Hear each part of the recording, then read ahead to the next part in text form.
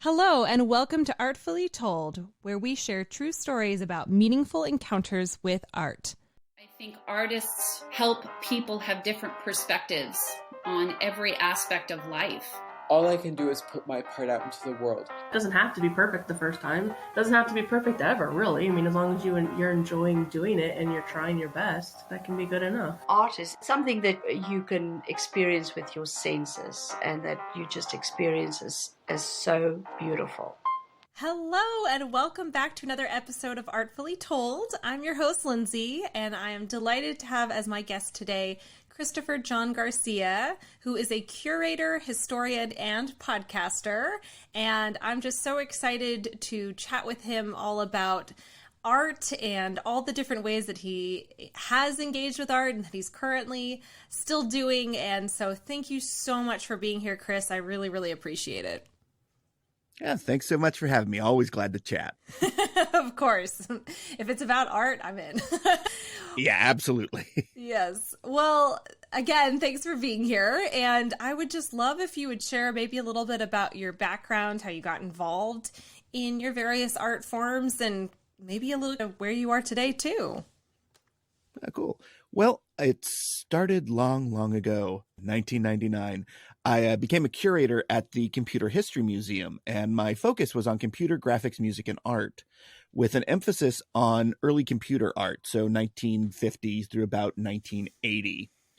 And by going into that, I had a little bit of an art history background. I minored in it in college, and I've always been an art nerd. And I ended up starting a couple of podcasts that were actually centered around early computer art. One was called Engineers and Enthusiasts, which is on a hiatus as soon as I can find all my files. But the second one is a 3-minute Modernist, which is I take a single artwork usually, and I break it down in 3 minutes as sort of an emotional impact statement is what I do in 3 minutes, which can be a lot harder for big pieces than little. You'd be surprised. But yeah, and so all of that. And then for some reason, I ended up staying home a lot in 2020. And I decided, maybe I should become a painter. And so I had never painted before. And so I decided, well, fine. And I started doing a lot of my own paintings, which are semi-abstract expressionist works. What I usually do is I just squeeze paint directly onto paper, put another piece on top of it, and then peel them apart. And then I'll do this with several sheets. So it's sort of a combination printing, painting methodology. But yeah, so I'm your basic all-around art nerd. I love it. Okay, well, I am so excited to hear more about all of the different things, but especially the podcast. I'm so intrigued by that concept. I love it. What a challenge too. So kudos to you. But yeah, okay, so breaking down artwork and sort of talking about it and having the constraint of 3 minutes. First of all, where did that idea come from? And then I guess second of all, how hard is that? Well, the idea actually came from a Doctor Who podcast. There is a Doctor Who podcast called 2 Minute Time Lord. And it takes a Doctor Who episode or a topic surrounding Doctor Who and does a 2-minute episode. That's basically what you would say around the water cooler. And I figured, you know what? If it's good enough for the goose, it's good enough to be stolen by the gander. And I decided to take that concept and apply it to art because art has sort of discrete chunks. And I was seeing a lot of works that were, I wouldn't say small, but they were works that you could sort of come up with at least a nugget that you could expand on for a couple of minutes without problem.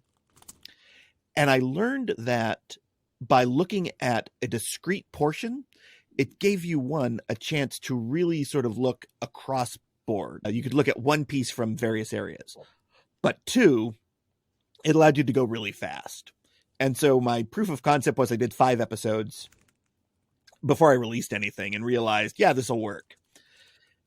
And then I realized that if I kept it to just modern and contemporary art, it would allow me to single out one area instead of going all the way around the world, having to deal with all sorts of things. Because once you get into the more realist stuff and the movement and the genre works, you have to go longer. But with the contemporary stuff, you could more deal with the impact of the work on, particularly in this case, me, and how it emotionally triggered sensations and feelings and take it sort of a little bit out of a sort of a more academic realm and into a realm of art appreciation that I really love. Things like, Sister Wendy, for example, used to be a favorite of mine.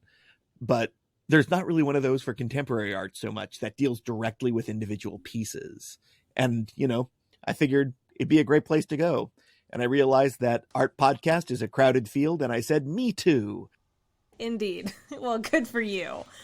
And again, I love that concept, and I just think that's so cool. So, okay, so in dealing with modern and contemporary art, are you, just out of curiosity, are you going to galleries and being inspired by something particular, or are you finding things on the internet, or how is your process of deciding which art to kind of feature and unpack? Well, I have a very complex algorithm to do that. Random. Basically, yeah, I go to a lot of museums. In particular, I go to SF MoMA, the Anderson Collection at Stanford, the Cantor Art Museum, when I can get there to MoMA itself. And I also have a massive collection of photographs because I'm that guy at a museum who takes a picture of everything. So it's really based largely on what I encounter typically at museums. I do some web stuff. In particular, I'm starting to do more stuff with Instagram artists who I meet typically through Clubhouse who are working, and I find pieces that really resonate with something I speak of a lot. Like the next issue I'm doing is all about a work that very much reminds me of two of my favorite artists, Lichtenstein and then Sam Francis. And it looks like what happened if they were to work together. But yeah, it's all over the place. One of the recent episodes was about the work of Sol LeWitt that they turned into an app. I think it was by the Met, but it might have been a sort of an associated group. That was how Sol LeWitt and his work, and it's this very contained app that actually gives you a lot of different views into how Sol LeWitt goes. So it's a little bit across the board. I do some video art, a little bit of music, but I tend towards sound art and soundscape type stuff, and sort of looking at how they are still, it's all about the effect of you more emotionally, but also there's sort of what I call the emotional intellect, which is a thought that you have that isn't necessarily logical or reasonable, but it is a thought that provokes that same sort of region. Cool. Very cool. Well, and, random is good too. I like your complex algorithm. That was entertaining. So, okay. So, yeah, that sounds like a really interesting way to go about it. In terms of, it's also just like, well, what is speaking to me right now? And then, so I'm curious, in your process for these episodes, I know you've talked about maybe unpacking it sort of on an emotional level and what it evokes, but are you also going into the history? Are you looking into the context behind it from the artist's point of view, or mostly just sticking with your own personal interpretation? You kind of have to do both. And, for example, if I talk about Guernica by Picasso, you kind of have to say the Spanish Civil War happened, but you don't necessarily have to go into specifically Picasso's long history in Cubism, his blue period, but you kind of have to make nods toward them. But what's really fascinating in a work like Guernica is a great example, and an episode I haven't done, is when you pull out an aspect that has an emotional impact on you. And for me, it's that wailing mother with her hands up and the sort of disjointed head. That emotional impact also triggers an idea that, oh, well, this actually very much speaks to Picasso's Cubist period. This very much has this sort of the blue period emotional impact that he carried through the early part of his career. So it sort of naturally flows out of that you do deal with some of the history and the technique aspect. I don't deal deeply with technique most of the time, largely because art technique is still a little bit mysterious to me. But I really do try, if I decided to go in all art history nerd, like I often do with my wife, sadly, it would be a 6-hour podcast. So that in knowing yourself, you know what you need to limit yourself to. I like it. Oh, yeah. I like it. Okay, cool. Well, so your career is very cool and very unique. And I'm just curious, how do you sort of fall into it? Obviously you didn't fall into it, but fall into a job like that? Because I mean, what was your background that enabled you to then become this curator of a museum? That's just really interesting.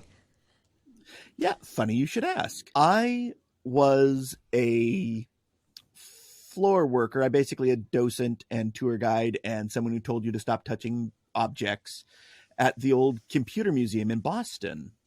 And it was slowly falling apart and getting ready to close. It would eventually be bought out by the Museum of Science.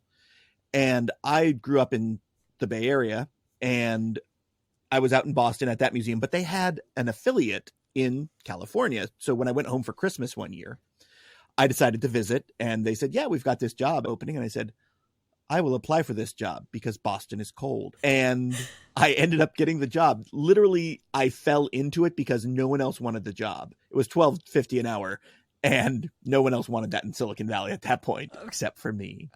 And yeah, for 20 years, that's what I did. And what was great is that I was largely in charge of my own research interests.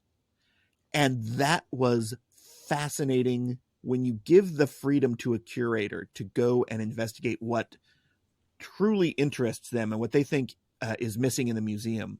What you gain is an incredible amount of insight and a lot of extra labor from the person who's actually doing the research. And it turned out that a lot of the stuff that I was doing was not only stuff that we didn't know previously, but we didn't see how it connected to the bigger world. And it was just a great job. 20 years. I got laid off in 2019, sadly.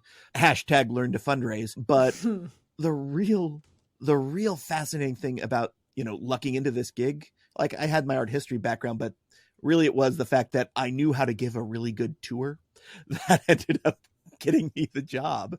And, I held on to it because it's just a thing that I really understood. And I think I really grew up with the museum itself. Yeah. Cool. How incredible. And I love that you were given that autonomy and freedom to explore the things that interested you and then get to just learn and grow. That's really cool. I think that's awesome. And so what was the most surprising thing maybe that you learned along that journey? So it's both surprising and then when I think about it, not at all surprising. I got to go and meet a artist by the name of Harold Cohen.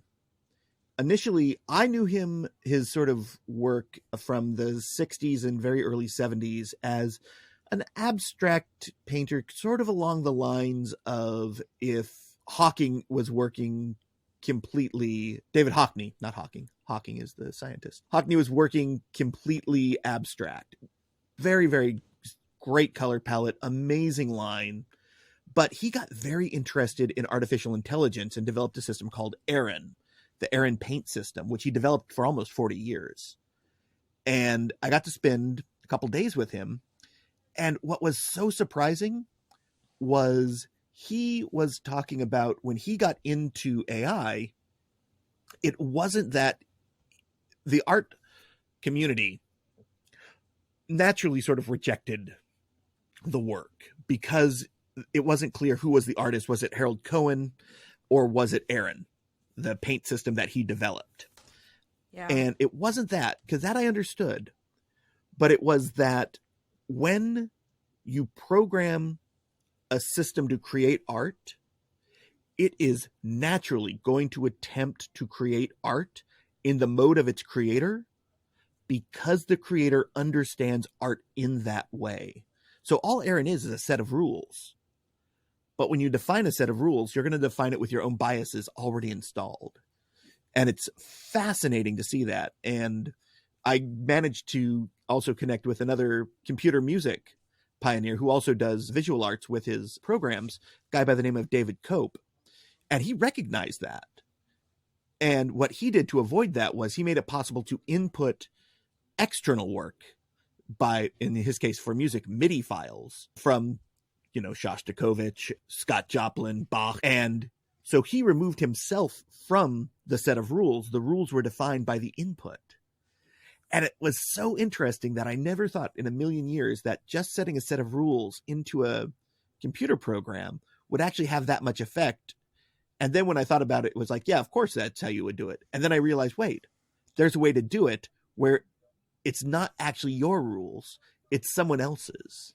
I just love that. Yes. Oh my goodness. That is so cool. I didn't even know that those technologies existed. So that's really fascinating to me that that's even a thing.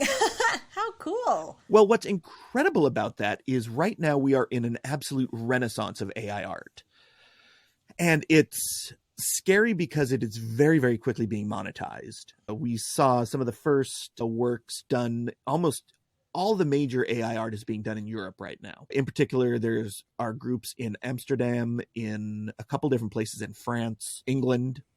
And what's amazing is that now they're starting to go to auctions and fetching high sums. But this isn't where we're going to see AI art. We're going to see AI art in hotel lobbies, hotel rooms, any place where large-scale art creation is necessary. And right now, almost all that work is outsourced, typically to China, or small artists who are willing to work for relatively cheap for reproduction. In this case, it's highly possible that AI will be creating all the art we encounter in public corporate spaces. And that's a very big change and will have a very big impact on not only the art market, but the art market that no one thinks about, the commercial art market for commercial properties. So do you think that that's a good thing, or is it not necessarily inherently good or bad? It just is different. Yeah, I go back and forth, and it depends on how much I like computer programmers at the moment. I think it is a good thing in that we are developing systems that are able to get art out more quickly. And I think it's a bad thing, of course, because it is going to put some artists out of work. But by having the work that can get out more quickly, it is going to drive the art market in general broader. And that's going to allow more artists to actually get work, to get commissions. Now, how that drives against one another, it's hard to tell. And new technologies in art are changing everything. And so we're on kind of a knife's edge, and we could fall either direction. We could either end up with a market that is an output that is AI driven. We have very little, as of yet, AI generated art that has made it into the museum space. And when you really look at the history of art, it's the stuff that gets into the museum space that ends up being the most significant. We're still seeing a massive influx of artists working today who are being displayed in museums. So I think the human is still going to be the more significant player in what art means and becomes. But I think AI is going to be a major part of what sells. And that, who knows which direction that'll go. Sure. Yeah. Cool. Yeah, it's going to be really interesting to follow that journey then and see what does end up happening and how does it twist and weave through different avenues. And yeah, that's going to be a really different. Like I'm just wrapping my head around it right now, thinking about it, because again, I didn't know that these technologies existed. So I'm like, okay. So, you mentioned that you started taking up painting. What kind of artwork do you tend to lean towards with your own? Is it more abstract? Is it more realistic? What do you like? Oh, it's 100% abstract just because I don't have the skills to actually do representational. But one of the things on my Instagram is that I'll post an image where it's literally I squoze 3 tubes of paint onto a piece of paper. I covered it with a little glue and I put another piece of paper on top of it and I scan it later. Usually after it dries, but when it doesn't dry, my wife gets mad. And people will start to recognize that, oh, that's obviously a picture of X, Y, and Z. And one of the other things I do on the side is I publish zines. And I had squished a whole bunch of acrylic paint that I just tossed onto a piece of paper and I peeled it off, but I had let it dry a little bit before I squished it. So it made this sort of feathery looking look. And it looks exactly like the cryptid known as Mothman. And at that point, I realized that there's something in the sort of the chance operations space that where even if you're not actively trying to create representational image will come forth. And so that picture of Mothman, as I call it now, is a picture of Mothman, even though I wasn't painting Mothman. I wasn't painting anything. I was just putting paint on paper. And that really, for me, raises some interesting questions is, well, if I didn't mean to paint Mothman, did I paint Mothman? And the answer for me to that is, of course I painted Mothman. What, are you crazy? Although I could get into the whole thing of that maybe Mothman is some sort of entity that was working through me to make sure I painted a painting of him. But that might be a bridge too far even for me. Sure. Of course. Well, that's cool. Oh my goodness. Okay. And so is that something that you anticipate you'll continue doing even sort of after things hopefully return to normal? Yeah, I think what's really fascinating is that once I realized I loved the act of painting, I realized even more that I love the material of painting. And I think painting can be a process that is laborious, that is tedious, that is mind-numbing. It can also be one that is brief, that is freeing, that is inexact. And for me, it's definitely the latter. But the things that I love about it is just looking at how things react with one another. Like if I put oils and acrylics and inks on the same page and put a little Elmer's glue on top of it and then put another page on top of it, the way it feels under the hand, like that's a sensation that I can't think of repeating. And it's one that doesn't take long. It's just a couple of minutes even. And there's that sensation that's an irreplaceable thing. It's the aspect of the artist that I don't know if I ever really understood until I started painting myself, is that there are sensations to this that don't exist many other places. That the actual act of making marks on paper, on a canvas, whatever, has a feeling. And when you find a feeling that is pleasurable or relieving or funky, you're going to want to keep going back to that. So I don't see myself stopping painting. Probably painting a little less, but definitely it's something I'll keep doing. That, and I have an Instagram to fill, so. Yes, fair enough. Well, excellent.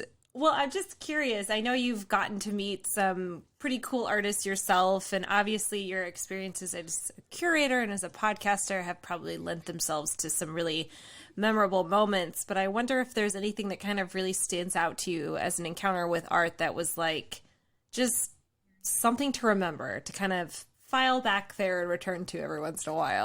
Oh yeah, a bunch. I mean, my first time I ever met an artist.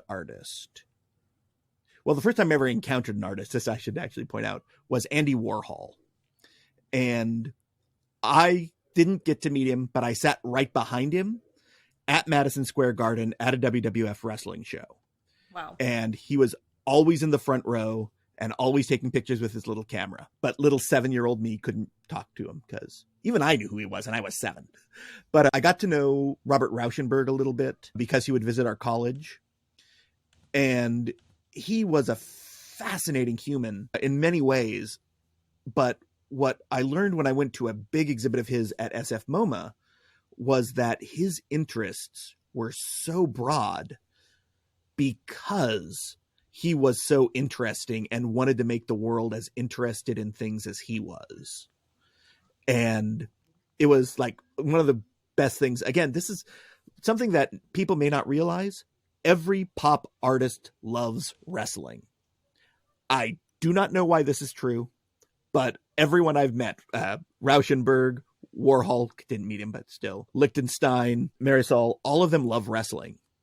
And what Robert Rauschenberg said that one time when we were, because you'd stop by class and then a lot of us would go out drinking afterwards. He said, you have to be careful how you are positioning your art, whether or not it is referencing the zeitgeist or referencing some niche topic that only 2 people in the gallery will get.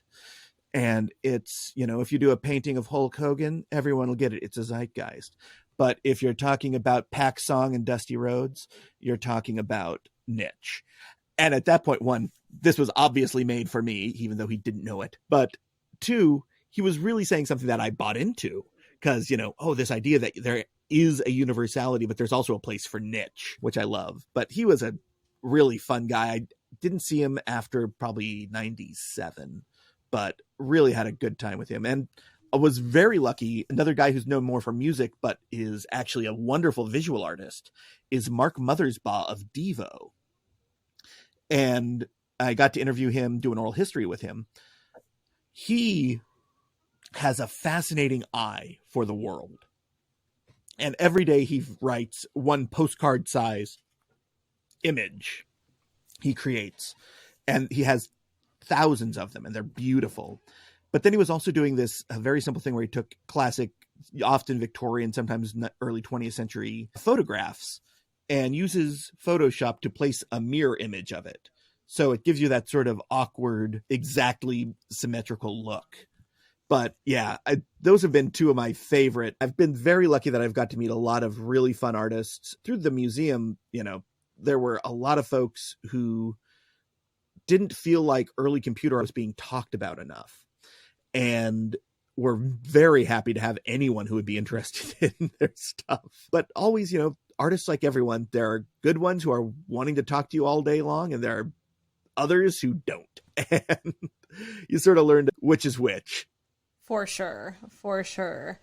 Well, yeah. And, it's so funny because obviously everyone has different personalities, and I would second that. Some artists are a little more approachable than others, but, that is okay. Well, I'm sure that some of our listeners are going to be super interested in your work, both as a podcaster and as a painter. And I'm wondering if there are ways for us to, of course, A, listen to your podcast, and then B, check out some of your artwork. Oh, there absolutely are. I have my podcast on the internet. I just look for 3 Minute Modernist and you will find it all over the place. And then you can find my artwork and pictures of my kids, also things I cook, on Instagram at Johnny Eponymous, JohnnyEponymous. I'm also the same thing on Twitter, the same thing on Facebook, the same thing on pretty much everything since a Friendster. I've been Johnny Eponymous. But yeah, and I'm all over the place. So it's hard to miss me. Perfect. Awesome. Well, first of all, thank you just so much again for being here and sharing your stories. I'm just so fascinated learning about how technology and art intersect. And that's just so cool that you shared that very unique perspective. So I definitely appreciate that. I do have 3 questions that I always like to ask my guests, if you're okay with that. I know. I'm ready. It's pressure. I'm ready. Okay. First of all, how do you personally define art, or what is art to you? Art is that thing you do that is mostly useless, but ultimately important. Okay. Care to elaborate, or are we just going to leave that be? I'll elaborate slightly. It is the shape of the tool, not the use of the tool, I think, is the way I wrote it in a paper once when I was trying to be smart. It's really about something that brings you an emotional experience of some sort that isn't just because of what it does, but what it is. And so, we have paintings around the house because my wife's mother's an actual painter who paints actual paintings. And every time I see one of them, it makes me feel hungry. And it's because there's all sorts of food in it. But, I consider that to be art because it draws an emotion out of me. Sure. Perfect. Okay. It's also a good painting of food. Oh, there you go. Perfect. Oh, yeah. Well, that's a very unique answer, and I like it. Okay. So, secondly, what do you think is the most important role of an artist? To make art. I mean, really, that's what it comes down to. I think wanting an artist to be a philosopher, a spokesman, any of that, really not as important as the fact that they just create the work. Sure. And then finally, and I'll define my terms a little bit in this last question, but do you think that art should be inclusive or exclusive? And by inclusive, I'm referring to an artist who puts their work out there and shares a little bit of context behind that, whether it's program notes or the inspiration or a title, just something to give the viewer an idea of what went into the creation. Versus exclusive, referring to an artist who does put their work out there but doesn't provide the context and therefore leaves it entirely up to the viewer to interpret it at will. I'm going to throw you a curveball and say there is no such thing as an inclusive artist. Okay. Ooh, tell me more. Everything an artist does is meant to be interpreted, is meant to be placed into a context. So that would be now exclusive. Never mind. But yeah, every purpose choice you make is giving you more of a clue. If an artist says this is not titled, it doesn't mean he is just, I don't care what you call it. He's making a choice. He doesn't want to give you the direction, but there is a direction. And, I always think of, I think it was Barnett Newman who once said, I paint a zip. I put a line down a canvas. To me, that's a line. To someone else, that could be a street light. And we're both right. Yeah. And I think that, I think everything an artist does has the reason that it's done to bring about some thought, even if that thing that they do isn't giving you any background, but is giving you the lack of background. That seems strange, but in my brain, it works. Well, that is the most unique answer I've received for that question. So I like that. That is a really interesting point. So thank you for sharing that perspective, because that's going to make me think about that even more. So thank you for that. I do what I can. I know. I appreciate it. Well, thank you just so very much for being here today, Chris. I really appreciate your time and you sharing your background and what you're up to. And I'm so excited about your podcast. And I encourage all of our listeners to also check out Chris's podcast and subscribe and all that good stuff, because obviously he brings a cool, unique perspective, and it's 3 minutes, so it's like the perfect way to just start your day. So thank you again, Chris, and I just want to commend you for everything that you're doing and sharing art with the world. I really think that that's important, and kudos to you. Well, thank you much. It's been so much fun. Good. Yeah. Well, and thank you to everyone who's listened to this episode. And if you're feeling as inspired as I am right now, I would love if you would share this with a friend or two, and we will catch you next time. If you have a story to share with us, we would love that so much. And I hope your day has been artfully told.